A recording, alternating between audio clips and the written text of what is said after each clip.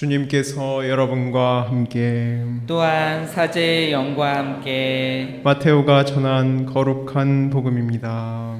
주님 영광 받으소서. 그때 예수님께서 제자들에게 말씀하셨다.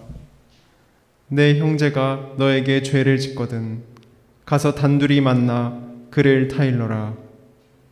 그가 내 말을 들으면 내가 그 형제를 얻은 것이다. 그러나 그가 내 말을 듣지 않거든 한 사람이나 두 사람을 더 데리고 가거라. 모든 일을 둘이나 세 증인의 말로 확정지어야 하기 때문이다. 그가 그들의 말을 들으려고 하지 않거든 교회에 알려라. 교회의 말도 들으려고 하지 않거든 그를 다른 민족 사람이나 세리처럼 여겨라. 내가 진실로 너희에게 말한다. 너희가 무엇이든지 땅에서 매면 하늘에서도 매일 것이고 너희가 무엇이든지 땅에서 풀면 하늘에서도 풀릴 것이다. 내가 또 진실로 너희에게 말한다. 너희 가운데 두 사람이 이 땅에서 마음을 모아 무엇이든 청하면 하늘에 계신 내 아버지께서 이루어 주실 것이다. 두 사람이나 세 사람이라도 내 이름으로 모인 곳에는 나도 함께 있기 때문이다. 주님의 말씀입니다. 그리스도님 찬미합니다. 찬미 예수님. 네. 오늘 연중 제23주일 제1독서 복음 제2독서까지 하나의 주제로 쭉 이어져 있습니다. 이웃 사랑을 위해서 우리가 어떻게 실천을 해야 되는가? 특별히 다른 사람이 잘못했을 때 우리는 그 사람에게 어떻게 잘 하도록 도와줄 수 있을 것인가? 이웃에 대한 사랑의 의무가 우리에게 있는데 우리가 이 사랑의 의무를 어떻게 실천할 수 있는가 하는 것을 이야기해 줍니다. 이 제1독서에서 에제키엘 예언서를 보면 악이나 너는 반드시 죽어야 된다 이렇게 경고하는 말로 이 사람의 악행을 그만두도록 충고해 주지 못하면 만일에 그가 죽어서 너의 충고로 인해서 구원받지 못한다 하면은 그 사람은 자신의 죄로 죽음을 당하는 것이지만 너는 이웃 사랑을 실천하지 않은 죄 때문에 책임을 진다는 말씀을 하십니다. 그러니까 남의 잘못을 그냥 뭐 내 인생 아닌데 하고 남몰라라 하면 안 된다는 얘기죠. 근데 구약 성경의 말씀은 조금 이렇게 표현하는 것이 무섭죠. 경고하지 않으면 이런 말씀을 쓰십니다. 그러니까 누가 나한테 잘못하거나 이웃에게 잘못할 때 잘못하지 말라고 너 그렇게 하면 큰일 난다고 경고하라는 얘기죠. 좀 구약의 표현은 참 무섭습니다. 이렇게 잘 다듬어지지 않는 것 같아요. 그런데 이제 신약에 와서 예수님께서는 뭐라고 하시느냐? 누가 만일에 잘못을 저지르면 가서 단둘이 만나서 그를 타일러라. 네, 경고하라는 말에서 이제 타일러라는 말로 바뀌었습니다. 인격을 좀 존중해줘라 이 말이죠. 다른 사람 앞에서 너 이런 죄 졌다고 공동체 앞에서 막 떠들고 다닐 필요가 없다. 조용히 가서 잘 타일러라. 그런데 그럼에도 불구하고 형제가 말을 듣지 않으면 두 사람 더 데리고 가서 조금 조언해줘라. 그래도 안 되면은 그때 가서는 교회 앞에서까지라도 그 사람의 행동을 고칠 수 있도록 노력해라 하는 이야기를 듣습니다. 그리고 제2독서를 보면요. 로마서 말씀인데 바오로 사도는 사랑은 이웃에게 악을 저지르지 않습니다. 그러므로 사랑은 율법의 완성입니다. 비슷하게 연결이 되고 있죠. 그런데 이 독서의 말씀을 이제 복음과 연결해서 보면 제1독서에서는 경고하라 그랬고 복음에서는 따뜻한 충고, 조언을 해주라고 했고요.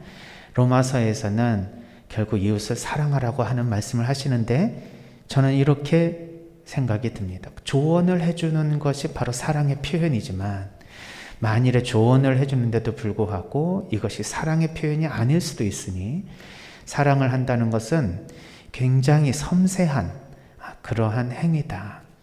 우리가 다른 사람에게 충고해주고 조언해주고 어떤 그 사람을 위해서 무언가 해준다고 생각하지만 정말 깊이 있게 자신에 대해서 생각해 보지 않으면 이게 사랑의 행위가 아니라 오히려 폭력이 될 수 있다는 것을 깨닫고 정말 잘 다른 사람을 위해서 사랑의 행위를 실천해야 된다는 얘기로 들립니다. 즉 목적이 아무리 좋다 하더라도 수단이 그 목적을 정당화시킬 수는 없죠.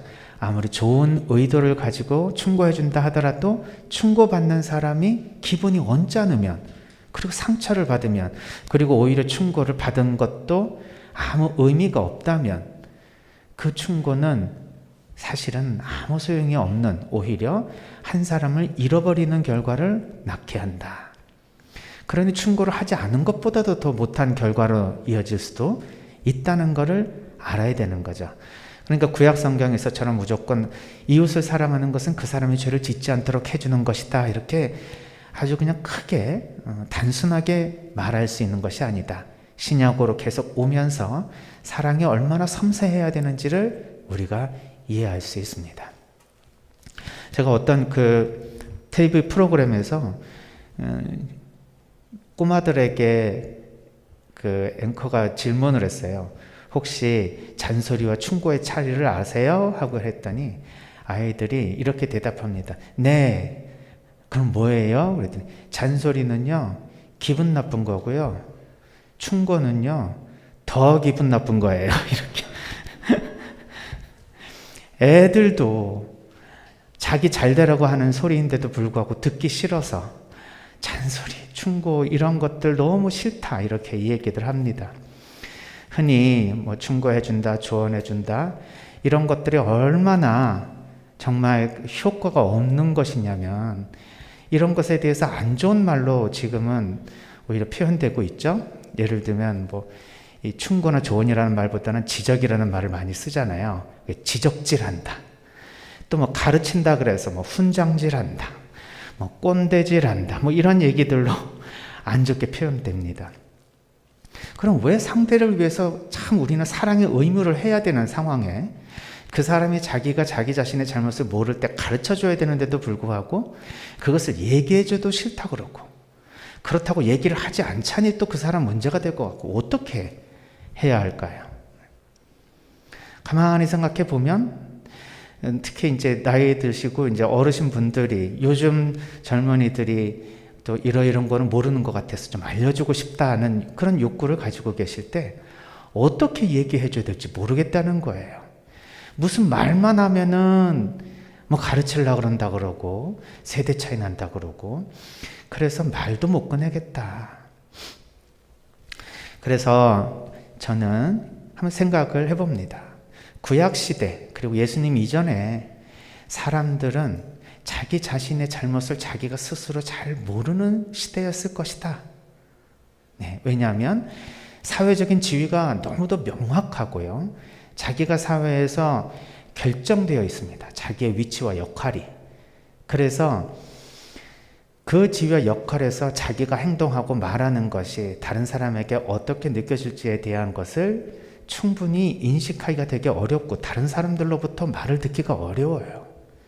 선생님이 학생에게 아무리 잘못해도 학생은 선생님한테 선생님 이런 건 뭐가 잘못됐습니다 라고 말할 수 있는 사회적 분위기가 안 됐습니다. 그러니까 당연히 뭔가를 좀 얘기해줘야 그래도 내가 누구라 또 내가 뭘 잘못했구나 조금 깨달을 수 있을까요? 그 정도의 자기 인식과 자기 통찰이 어려운 시대였다. 근데 지금은 어떻습니까? 지금은 그나마도 사회적인 평등 시대예요. 그리고 권위가 다 떨어져 나갔죠. 심지어는 대통령의 권위도 떨어져 나가서 옛날에는 대통령에 대해서 어떤 말도 못하는 시대여서 지금은 그냥 뭐 이웃집 강아지 이름 부르듯이 이야기하는 시대가 된 것 같습니다. 어떤 면에서는 굉장히 사회가 많이 좋아졌다 이렇게 볼 수도 있습니다. 자기 표현을 할 수 있는 시대니까요. 이런 시대에서 정말 내가 누구냐라고 말했을 때 그것을 알려주려고 이쪽 저쪽에서 계속 얘기해주는 사람이 지천에 널려 있습니다. 더군다나 우리 한국 사람은요, 내 자신에 대한 인식을 다른 사람과의 관계에서 하지 않으면 살아남을 수 없는 관계적인 사회에 살고 있습니다. 그리고 위신과 명분이 엄청 중요한 유교주의, 그리고 우리는 동양의 이런 선비의 나라이기 때문에 다른 사람 앞에서 예를 갖추는 데에서 굉장히 익숙한 그런 민족들이에요. 따라서 나 혼자, 나 중심적으로 인생을 살아가서는 살아가기가 어려운 사회입니다. 따라서 내 자신이 누구냐, 내가 무엇을 잘못했느냐를 굳이 누군가 알려주지 않으면 모르는 사람은 거의 없습니다. 제가 상담실에서 사람들을 만나봐도 자기 자신에 대한 개인 분석을 받으러 왔다 했을 때 자기가 진짜 누군지 모르겠다고 말하기보다는 나는 이러이러한 부분에 문제가 있는 것 같다. 나는 이런 것 때문에 참 고통스럽다. 나는 이런 거를 좀 고치고 싶다. 다 자기가 스스로 깨닫고, 그러나 방법을 모르고 어떻게 해야 될지에 대해서 굉장히 고통스러워서 도움을 청하러 오는 것이지, 문제를 몰라서 스스로 고통스러운 사람은 많지는 않습니다. 뭐 자기애성 성격 장애 같은 그런 심리적인 고통을 당하는 사람 빼고는 거의 자신의 문제를 알고 있어요. 따라서 누군가가 충고를 해주고 조언을 해주고 지적해 주어야만 내가 누군지를 알아갈 수 있는 사회가 아닙니다. 따라서 저는 복음 말씀을 그대로 우리가 적용해서 무조건 내가 누구에게 잘못한 것을 보면 가르쳐 줘야 된다라는 생각으로, 내가 지금까지는 사람들에게 충고도 안 하고 그냥 나 살기 바빴는데 나도 좀 다른 사람한테 뭔가 의미 있는 얘기, 도움되는 얘기, 그 사람 잘 되려가는 얘기 해줘야 되는 거 아니냐, 이렇게 묵상하는 것은 조금 복음을 오늘날 시대에 맞게 해석하는 것은 아닐 것이다 라는 생각이 들었어요. 오히려 다시 한번 자신을 생각해 볼 수 있어야 합니다. 내가 다른 사람으로부터 뭔가 불편함을 느꼈으면 그 사람에게 충고해 주고 싶고 가르쳐 주고 싶고 조언해 주고 싶은 마음이 생길 겁니다. 이럴 때 정말 그 사람을 위한 마음으로 내가 이야기를 하고 싶은가 한번 내면 성찰을 해볼 필요가 있어요. 정말 그 사람을 위해서 하고 싶은가? 그 사람을 사랑해서 내가 이 말을 하는가? 사실은 그렇게 말을 한다고 포장해놓고 그 속으로는 자기가 상처받았으니까, 자기가 그 사람을 미워하니까, 자기가 그 사람의 모습과 언어가 마음에 안 드니까 내가 스트레스 받아서 그 사람들에게 뭐라고 하고 싶은 거 아닐까요? 정말 그 사람이 잘 되기를 바라는 마음으로 그 얘기를 할까요? 따라서 내 마음의 양심에서 내가 정말 저 사람을 위해서 이 말을 해야 되겠다고 생각하면 하시면 되겠죠. 그렇지만 대부분은 그 말 그 사람이 안 들어서 구원 못 받을 정도로 대단한 일을 가지고 우리가 충고하지 않는다는 사실을 알아야 됩니다. 그러니 우리가 하는 웬만한 충고나 조언, 지적은 사실은 내 욕구 채우려고 하는 일이다. 그러니 사랑의 행위를 빙자한 자기의 공격성 또는 자기가 인정받고 싶은 이러한 욕구들을 오히려 해소하기 위한 이기적인 행동일 가능성이 높다는 거죠. 그래서 대안으로 저는 충고하고 싶고 뭔가 이야기하고 싶고 막 그렇다면 오히려 그 사람에게 말로 하는 것이 아니라 뭔가 모범으로 보여주는 것이 좋지 않을까 싶습니다. 신학교에 있어서도 제가 그 신학생 때 어떤 제 동기가 후배 신학생이 기도를 열심히 안 한다고 한 번은 불러다 놓고선 엄청 야단을 치더라고요.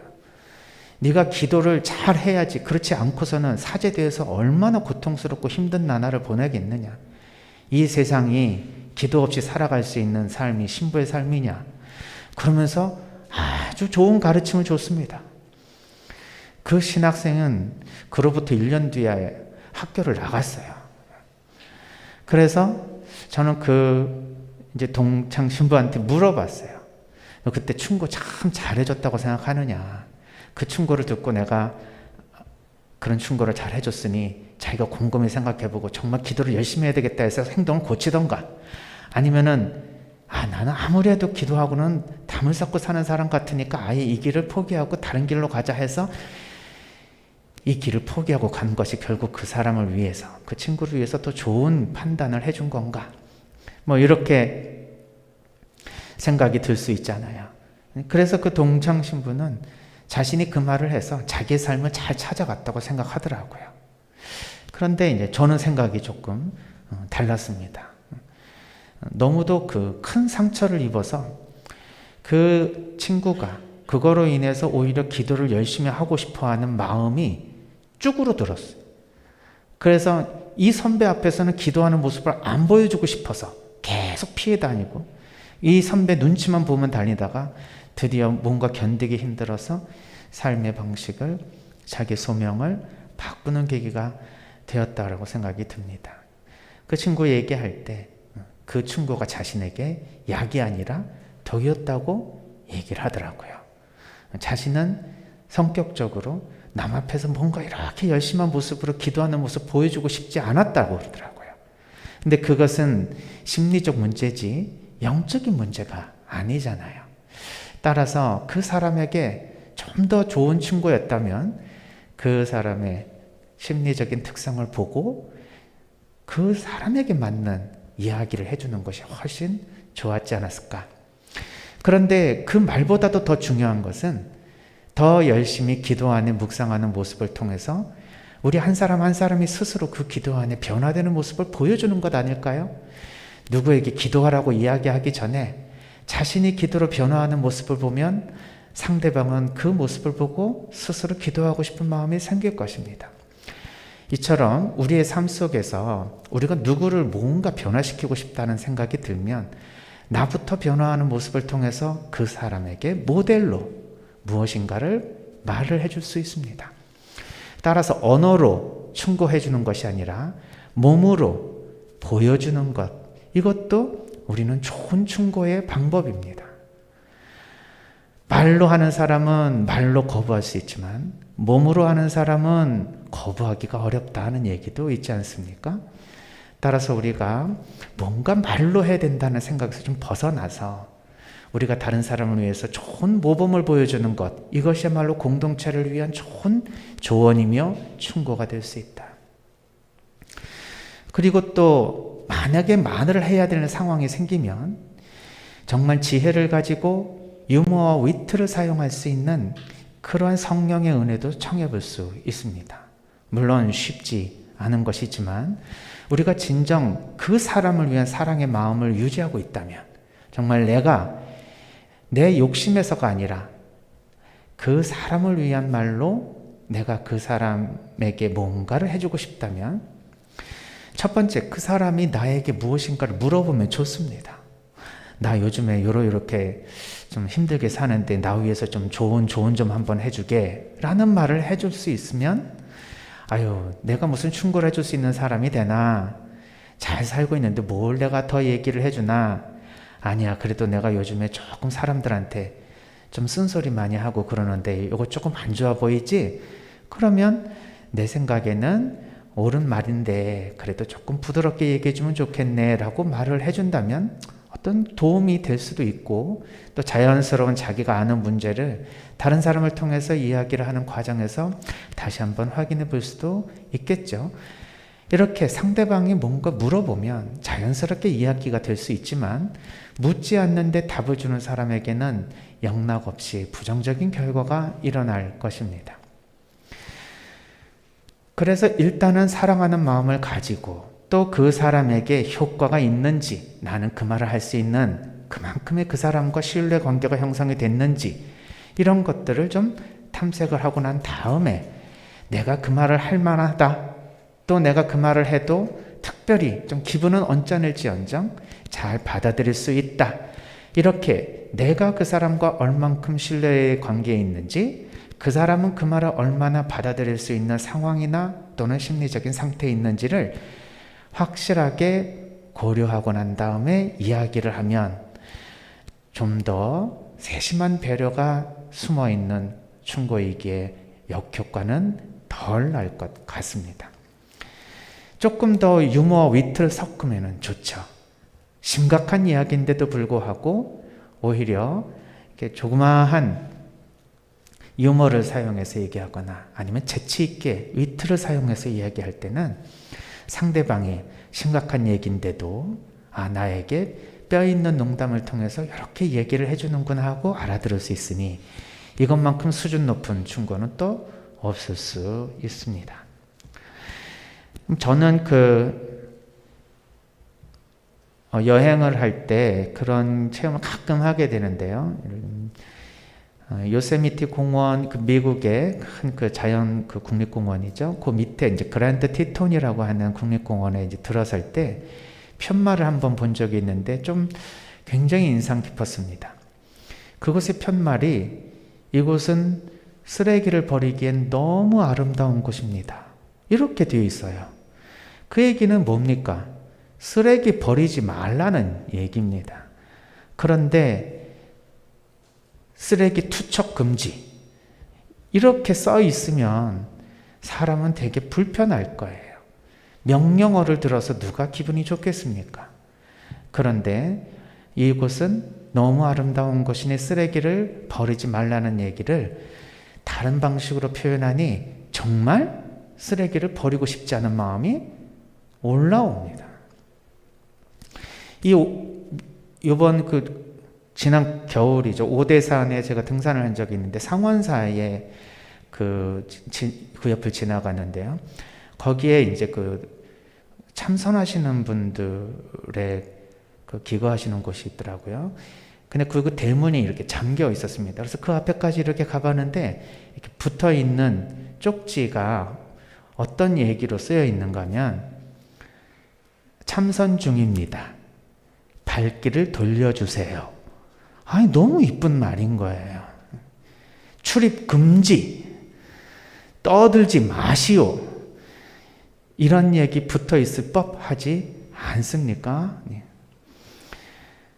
우리는 같은 말이라도 조금 유머와 위트 또는 상대방을 배려하면서 우리가 이야기를 할 수 있을 때 정말 촌철살인과 같은 그런 방식으로 뭔가 깨달음이 오지만 그래도 기분이 언짢지 않은 그런 방법을 사용할 수 있습니다. 이것이야말로 진정 사랑을 정말 잘 알 수 있는 사랑의 프로들이 하는 조언의 형태가 될 수 있겠죠. 아무튼 그래서 저는 어떻게 충고할 거냐, 어떻게 조언할 거냐 할 때에 있어서는 우리는 상대방을 위한 것이냐 아니면 내가 하고 싶어서 하는 것이냐 이렇게 한번 생각해 보고 정말 자신의 욕구 때문이라면 오히려 내가 그것을 하지 않는 것이 오히려 사랑의 표현일 것이다. 만약 그 사람을 위해서 무엇인가를 내가 해야 된다면 기분을 상하지 않고 또 상대방에게 정말 도움이 될 수 있는 방법을 지혜를 가지고 실천하는 것이야말로 진정한 사랑의 표현이다. 이렇게 정리를 하고 싶습니다. 많은 분들이 사랑의 삶 안에서 사랑을 하고 살지만 약간의 기술적인 부족함 그리고 약간의 배려가 부족해서 또 상처를 입고 또 입히기도 합니다. 우리가 율법의 완성은 바로 사랑이라고 하신 이 예수님과 또 사도 바울의 말씀을 잘 마음속에 깊이 깨닫고 정말 중요한 것인 만큼 우리가 그냥은 이루어지지 않는다. 뭔가 내가 사랑에 노력을 많이 해야 되겠다라는 묵상을 하게 되었습니다.